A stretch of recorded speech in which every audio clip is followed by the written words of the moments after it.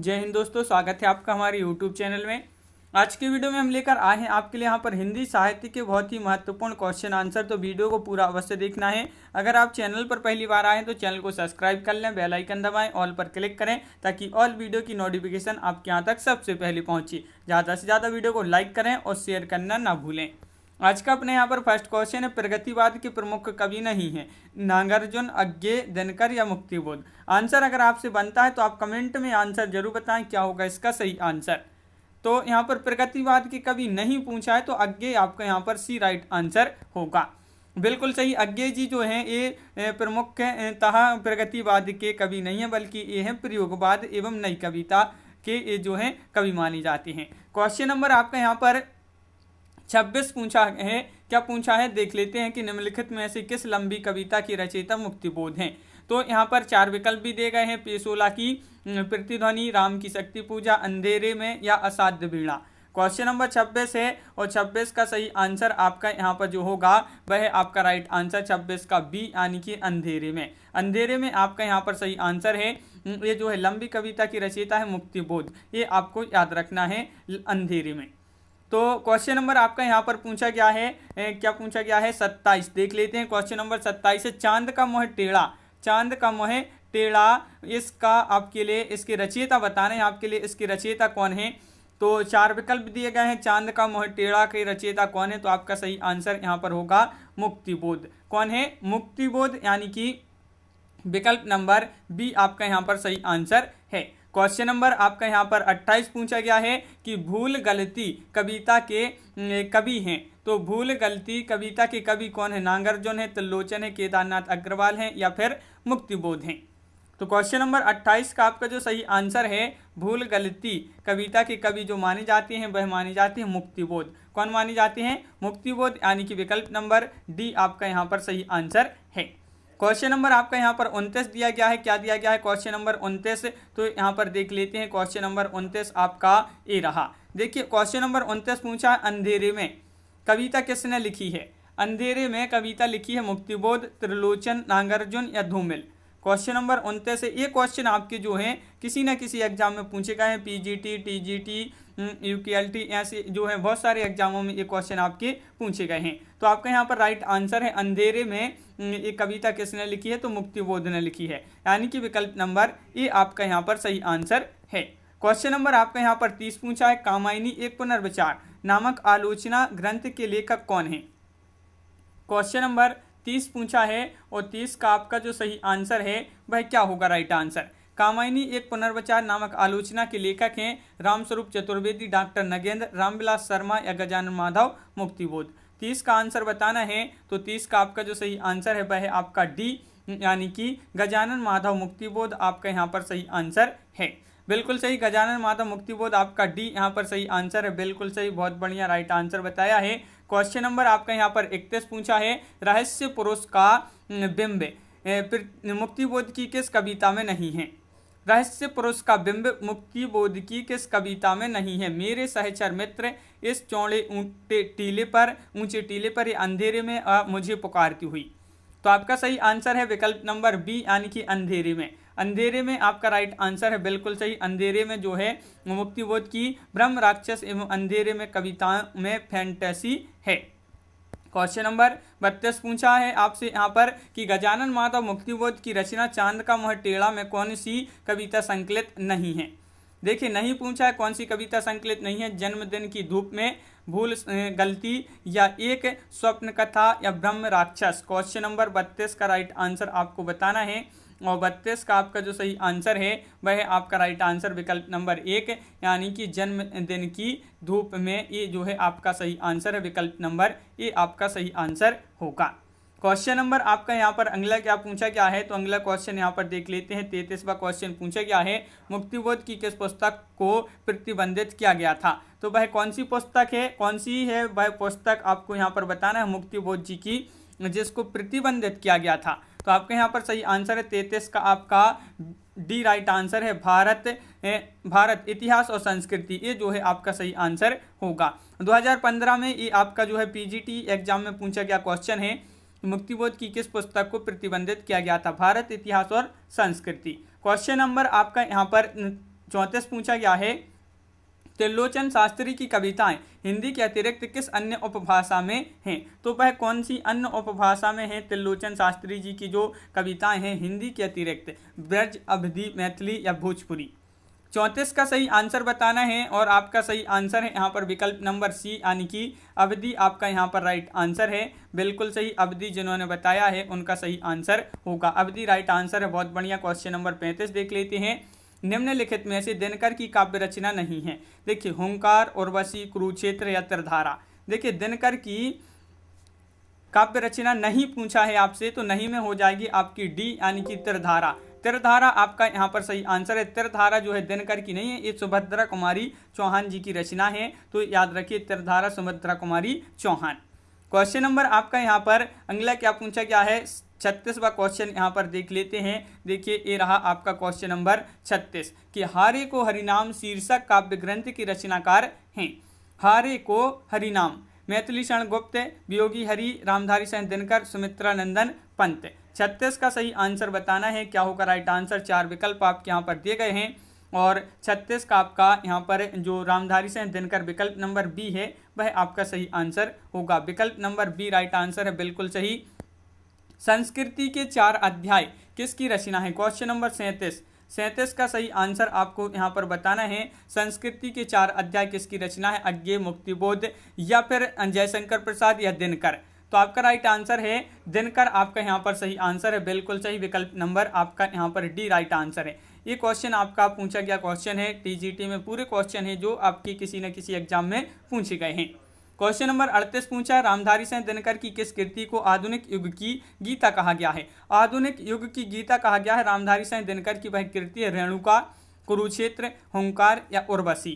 Question number 38 का सही answer बताना है। 38 का राइट आंसर क्या होगा? 4 विकल्प आपके यहाँ पर दिए गए हैं और आपका सही आंसर है विकल्प नंबर सी यानी कि कुरुक्षेत्र। कुरुक्षेत्र आपका यहाँ पर सही आंसर है, बिल्कुल सही। कुरुक्षेत्र जिन्होंने बताया है उनका सही आंसर है, आधुनिक युग की गीता इसको कहा गया है।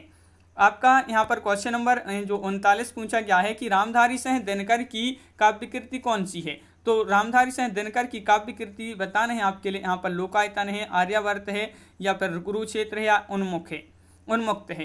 तो क्वेश्चन नंबर 39 का आपका जो सही आंसर है कुरुक्षेत्र जो है आपका राइट आंसर होगा, विकल्प नंबर बी आपका सही आंसर है। क्वेश्चन नंबर आपका यहाँ पर पूछा है 40, दो राह समय के पथ का घर घर नाद सुनो, सिंहासन खाली करो कि जनता आती है। यह पंक्तियां जो है किस की कविता से उद्धृत हैं? शिवमंगल सिंह सुमन, मैथिली शरण गुप्त, रामधारी सिंह दिनकर, महादेवी वर्मा। 40 का आंसर बताना है और 40 का आपका जो सही आंसर है वह आपका रामधारी सिंह दिनकर आपका राइट आंसर होगा। रामधारी सिंह दिनकर विकल्प नंबर बी आपका यहाँ पर सही आंसर है, बिल्कुल सही। रामधारी सिंह दिनकर राइट आंसर है। क्वेश्चन नंबर 41 पूछा है, बालकृष्ण शर्मा नवीन का सर्वप्रथम प्रकाशित काव्य संग्रह है। इनका काव्य संग्रह बताना है, कौन सा इनका काव्य संग्रह है? तो 4 विकल्प भी आपके यहाँ पर दिए गए हैं और क्या होगा राइट आंसर? बालकृष्ण शर्मा नवीन का सर्वप्रथम पूछा प्रकाशित काव्य संग्रह है कुमकुम, विकल्प नंबर आपका डी राइट आंसर है, बिल्कुल सही। विकल्प नंबर डी जिन्होंने बताया है उनका यहाँ पर सही आंसर है। क्वेश्चन नंबर आपका यहाँ पर पूछा गया है 42, नवगीत दशक 1, 2, 3 का संपादक कौन था? तो शंभुनाथ सिंह थे या फिर नरेश मेहता थे, अज्ञे थे, उमाशंकर तिवारी थे? क्वेश्चन नंबर है 42 और 42 का सही आंसर होगा आपका क्या होगा? तो बताइए। 42 का राइट आंसर होगा आपका शंभुनाथ सिंह यानी कि विकल्प नंबर ए आपका यहाँ पर राइट आंसर है, बिल्कुल सही। विकल्प नंबर ए जिन्होंने बताया है उनका सही आंसर है। यहाँ पर अगला क्वेश्चन देख लेते हैं क्या दिया गया है अगला क्वेश्चन। तो यहाँ पर अब आ गए हैं अपन कहाँ पर? प्रयोगवाद से संबंधित महत्वपूर्ण क्वेश्चन देख लेते हैं। क्या है प्रयोगवाद से संबंधित महत्वपूर्ण क्वेश्चन? देखिए कि अपने प्रयोग अपने आप में इष्ट नहीं है वरन वह साधन है। यह कथन किस वाद से संबंधित है? ये आपके लिए बताना है। तो अपन यहाँ पर पढ़ रहे हैं प्रयोगवाद, तो ये कथन किससे संबंधित होगा? प्रयोगवाद से संबंधित होगा। तो विकल्प नंबर डी आपका यहाँ पर सही आंसर है। अज्ञेय का पूरा नाम क्या है? ये क्वेश्चन देखिए बहुत ही महत्वपूर्ण क्वेश्चन है, टीजीटी में पूछा गया ये 2010 में कि अज्ञेय जी का जो है पूरा नाम बताना है। तो बहुत ही सरल क्वेश्चन है और कई बार ये क्वेश्चन आपका एग्जाम में पूछा जा चुका है। सच्चिदानंद हीरानंद बादशाइन अज्ञेय आपका यहाँ पर सही आंसर है। ये अज्ञेय का पूरा नाम है, तो विकल्प नंबर सी राइट आंसर आपका यहाँ पर होगा। क्वेश्चन नंबर आपका यहाँ पर 3 पूछा गया है।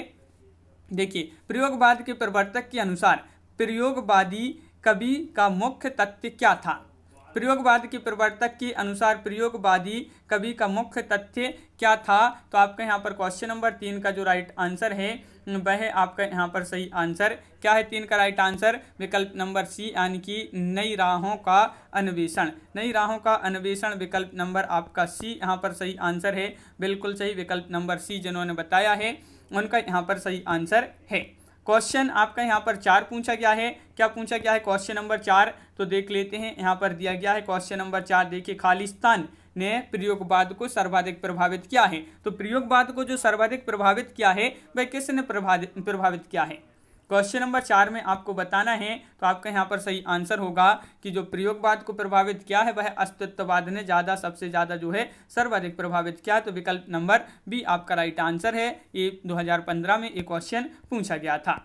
तो ये याद रखिए। क्वेश्चन नंबर 5 देख लेते हैं कि निम्नलिखित में से एक कथन असत्य है, तो वह कथन का चयन करना है। कौन सा यहाँ पर वो कथन दिया गया है जो असत्य है। क्वेश्चन नंबर 5 में आपको आंसर बताना है। तो 5 का आपका सही आंसर है यहाँ पर विकल्प नंबर यहाँ पर डी राइट आंसर। देखिए, एक कथन असत्य है, तो नई कविता प्रयोगवाद का विकसित रूप नहीं है।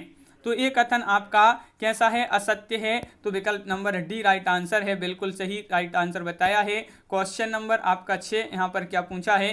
तो क्वेश्चन नंबर 6 आपसे यहाँ पर देख लेते हैं पूछा गया है। क्या पूछा गया है क्वेश्चन नंबर 6, प्रयोगवादी कवियों की रचनाएं किस सप्तक में संग्रहित हैं। तो जो प्रयोगवादी कवि थे इनकी जो रचनाएं थीं वह किस सप्तक में, वह सप्तक बताना है। तार सप्तक, तीसरा सप्तक, दूसरा सप्तक, चौथा सप्तक। तो क्वेश्चन नंबर 6 का आपका जो सही आंसर होगा, 6 का राइट आंसर है आपका विकल्प नंबर 1, यानी कि तार सप्तक में।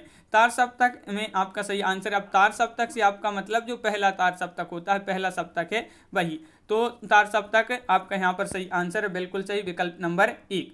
और तार हिंदी में प्रयोगवाद का आरंभ सन 1943 में अज्ञे द्वारा संपादित तार सप्तक के प्रकाशन से माना जाता है। क्वेश्चन नंबर आपका यहाँ पर जो पूछा गया है क्वेश्चन नंबर 7 है, अज्ञे कौन से वाद से कवि हैं, कौन से वाद के कवि हैं, प्रगतिवाद, छायावाद, प्रयोगवाद या इनमें से कोई नहीं। क्वेश्चन नंबर 7 है, महत्वपूर्ण क्वेश्चन पूछा गया है और इसका जो सही आंसर होगा क्वेश्चन नंबर 7 का वह आपका विकल्प नंबर बी, यानी कि प्रयोगवाद। सभी के लिए पता है कि अज्ञे जी जो हैं ये प्रयोगवाद से संबंधित। टीजीटी 2011 में एक क्वेश्चन पूछा गया था। तार सप्तक में संकलित कवियों को राहों का अन्वेषी कहा था। तो मुक्तिबोध ने, भारत भूषण अग्रवाल, अज्ञे या प्रभाकर माचवी। तार सप्तक में संकलित कवियों को राहों की अन्वेषी कहा था। तो आपका सही आंसर है विकल्प नंबर बी, यानी कि अज्ञे। अज्ञे आपका यहाँ पर राइट आंसर है। विकल्प नंबर बी आपका सही आंसर होगा। प्रयोगवाद की जन्मदात्री पत्रिका है, प्रयोगवाद की जन्मदात्री पत्रिका है तार सप्तक, नैपथ्य, प्रतीक या नई कविता। क्वेश्चन नंबर 9 है और 9 का सही आंसर आपका यहाँ पर जो होगा भाई क्या होगा। क्वेश्चन नंबर 9 का राइट आंसर बताना है। तो बिल्कुल सही, विकल्प नंबर ए आपका यहाँ पर सही आंसर है, यानी कि आपका तार सप्तक यहाँ पर सही आंसर होगा। क्वेश्चन नंबर 10 क्या पूछा गया है। तो क्वेश्चन नंबर 10 यहाँ पर देख लेते हैं। ये दिया गया है क्वेश्चन नंबर 10, निम्नलिखित में से कौन तार सप्तक का कवि नहीं है पूछा है। शमशेर बहादुर सिंह, मुक्तिबोध, गिरजा कुमार माथुर, प्रभाकर माचवी। क्वेश्चन नंबर 10 का राइट आंसर क्या होगा। तो आपका यहाँ पर सही आंसर है यहाँ पर कि यहाँ पर पूछा है कौन तार सप्तक का कवि नहीं है। तो नहीं में आपके हो जाएंगे विकल्प नंबर 1, यानी कि शमशेर बहादुर सिंह। जो शमशेर बहादुर से हैं ये तार सप्तक के कवि नहीं है। तो बहुत बढ़िया, विकल्प नंबर 1 जिन्होंने भी बताया है उनका यहाँ पर सही आंसर होगा। तो इस प्रकार अपने यहाँ पर बहुत ही महत्वपूर्ण क्वेश्चन कंप्लीट हुए हैं। कैसा लगा ये वीडियो आप कमेंट में जरूर बताएं। अगर आप चैनल पर पहली बार आए हैं तो चैनल को सब्सक्राइब कर लें और बेल आइकन दबाएं ताकि और ऑल पर क्लिक करें ताकि ऑल वीडियो की जो नोटिफिकेशन है वह आपके यहाँ तक सबसे पहले पहुँचे। ज़्यादा से ज़्यादा वीडियो को शेयर करें और वीडियो को लाइक करना ना भूलें। तो आज के वीडियो में बस इतना ही। सभी के लिए बहुत बहुत धन्यवाद। सभी के लिए जय हिंद।